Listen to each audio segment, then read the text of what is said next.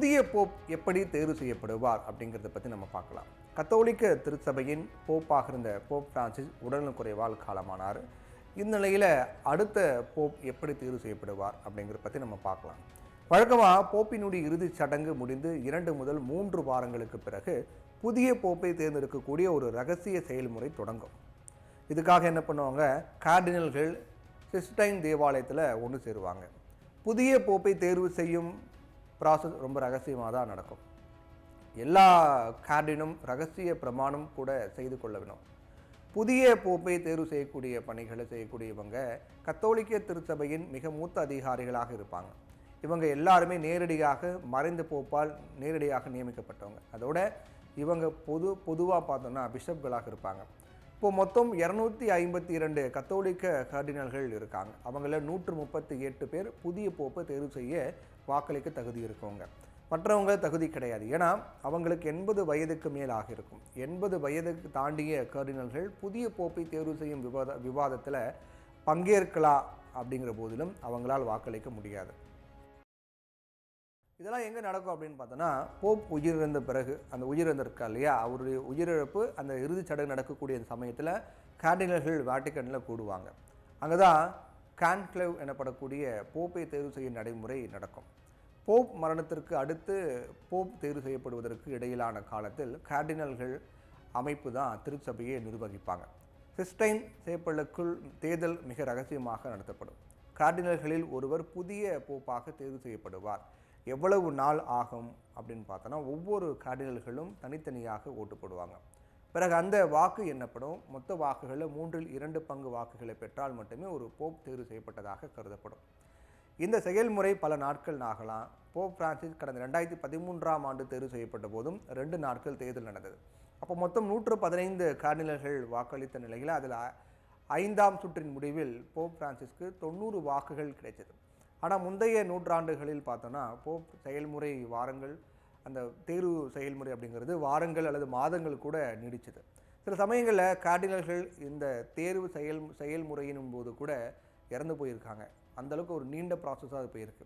அந்தளவுக்கு ஒரு பெரிய நடைமுறையாகவே இது இருந்துட்டு வருது.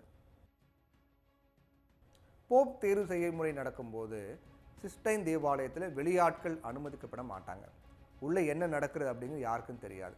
கார்டினல்களினுடைய வாக்குச்சீட்டுகளை தினசரி வெளியாகும். அந்த வாக்குச்சீட்டுகள் எரிக்கும் போது தினசரி வெளியாகும் 2 புகைகளை வைத்து போப் தேர்வு செய்முறை குறித்து மக்களால் தெரிந்து கொள்ள முடியும். அதாவது கருப்பு நிறத்தில் புகை வந்தால் போப் தேர்வு செயல்முறை இன்னும் முடிவாகவில்லை அப்படின்னு அர்த்தம். வெள்ளை புகை என்பது புதிய போப் தேர்ந்தெடுக்கப்பட்டதாக குறிக்கிறது. புதிய போப் பற்றிய முடிவு எப்படி அறிவிக்கப்படும்? முன்பே குறிப்பிட்டது மாதிரி வெள்ளை புகை வந்தால் போப் தேர்வு செயல்முறை முடிந்துவிட்டது அப்படின்னு அர்த்தம். பொதுவாக புதிய போப் தேர்வானவுடன் 1 மணி நேரத்திற்குள்ளே செயின்ட் பீட்டர்ஸ் சதுக்கத்தை நோக்கி இருக்கக்கூடிய பால்கனியில் தோன்றுவார். அங்கிருந்தபடி அவர் மக்களை சந்திப்பார். தேர்தல் செயல்முறையில் பங்கேற்கும் மூத்த கார்டினல் ஒருவர் ஹேபம் பாம் அப்படின்னு லத்தீன் மொழியில் அறிவிப்பார். இதற்கு நமக்கு ஒரு போப் கிடைத்து விட்டார் அப்படின்னு அர்த்தம். அதற்கு பிறகு அவர் புதிய போப்பை அறிமுகப்படுத்துவார். அப்போதுதான் தேர்வான போப்பிற்கு புதிய பெயர் வழங்கப்படும். உதாரணமாக போப் பிரான்சிஸ் இயற்பெயர் ஜார்ஜ் மரியோ பெர்கோலியோ. ஆனால் போப்பாக தேர்வான பிறகு அசிசியின் புனித பிரான்சிஸ் நினைவாக பிரான்சிஸ் அப்படிங்கிற பெயரை அவர் தேர்வு செய்து கொண்டார். யார் தேர்வு செய்யப்படலாம் அப்படின்னு பார்த்தோன்னா, பொதுவாக ஞானஸ்தானம் பெற்ற எந்த ஒரு கத்தோலிக்க ஆணும் போப் பதவிக்கு தேர்ந்தெடுக்கப்படலாம். இருப்பினும் நடைமுறையில் கார்டினல்கள் தங்களுக்குள் ஒருவரை தேர்ந்தெடுக்க விரும்புவாங்க.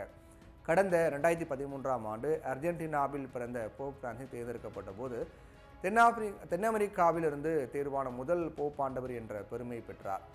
உலகின் ஒட்டுமொத்த கத்தோலிக்க கிறிஸ்துவர்களில் சுமார் 28% பேர் தென் அமெரிக்காவில் வசிப்பது குறிப்பிடத்தக்கது.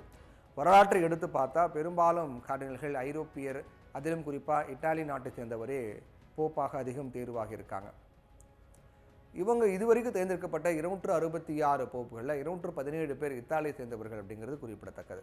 இந்த முறை மாறலாம். அதே நேரம் இந்த முறை அது மாறுவதற்கான வாய்ப்பும் அதிகமாக இருக்குது அப்படின்னு சொல்லிட்டு. ஏன்னா இப்போ இருக்கக்கூடிய கார்டினல்களில் உலகின் பல்வேறு பகுதியை சேர்ந்தவர்களுக்கும் பிரதிநிதித்துவம் இருக்கிறது. குறிப்பாக ஆசியா, ஆப்பிரிக்கா மற்றும் லத்தீன் அமெரிக்காவிலிருந்து அதிக பிரதிநிதித்துவம் இருக்கிறது. திருச்சபையில் உலகெங்கிலும் இருந்து பிரதிநிதித்துவம் தேவை அப்படின்னு போப் பிரான்சிஸ் கருதிய நிலையில் அதற்கேற்பவே அவர் கார்டினல்களை தேர்வு செய்தார்.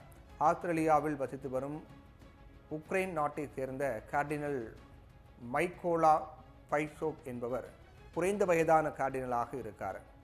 இந்த முறை இதுபோல உலகின் பல்வேறு நாடுகளை சேர்ந்தவர்களும் கார்டினலாக இருப்பதால் இந்த முறை ஆப்பிரிக்கா அல்லது ஆசிய நாட்டில் இருந்து கூட ஒரு போப்பாக தேர்வு செய்ய வாய்ப்புகள் இருக்கிறது. யாருக்கு ஆதரவு அப்படின்னு பார்த்தோம்னா, கானா நாட்டை சேர்ந்த பேராயர் பீட்டர் டக்சன், அவர் காங்கோ நாட்டினுடைய பேராயர் ஃப்ரீடோலின் அம்போகோ ஆகிய 2 பேரில் ஒருவர் தேர்வாக வாய்ப்பு அதிகமாக இருக்குது அப்படின்னு சொல்லப்படுது. அதே போல் பிலிப்பைன்ஸ் நாட்டை சேர்ந்த மணிலாவின் முன்னாள் பேராயர் லூயிஸ் டேக்லே என்பவரும் தேர்வு செய்யப்படலாம் அப்படின்னு சொல்லப்படுது. போப் பிரான்சிஸை போலவே டேக்லேவும் ஏழைகள் மீது அக்கறையை தொடர்ந்து வலியுறுத்தி வராரு. ஹங்கேரிய கர்டினல் பீட்டர் எட்டோ பழமைவாதிகளிடையே செல்வாக்கு கொண்டவராக இருக்கார். ஆர்த்தடாக்ஸ் கிறிஸ்தவர்களுக்காக குரல் கொடுத்து வரக்கூடிய பீட்டர் எட்டோ தேவாலயங்களுக்கு இடையே ஒற்றுமை தேவை என்பதை தொடர்ந்து வலியுறுத்தி வரார். அதே போல வாட்டிக்கனின் வெளியுறவு செயலாளரான கார்டினல் பியட்ரோ பரோலின், இத்தாலியினுடைய பேராயர் மாட்டியோ ஜூப்பி மற்றும் மால்டாவின் மரியோ கிறிஸ் ஆகியோரில் ஒருவருக்கும் போப்பாக தேர்வாக வாய்ப்பு இருக்கு அப்படின்னு சொல்லப்பட்டது.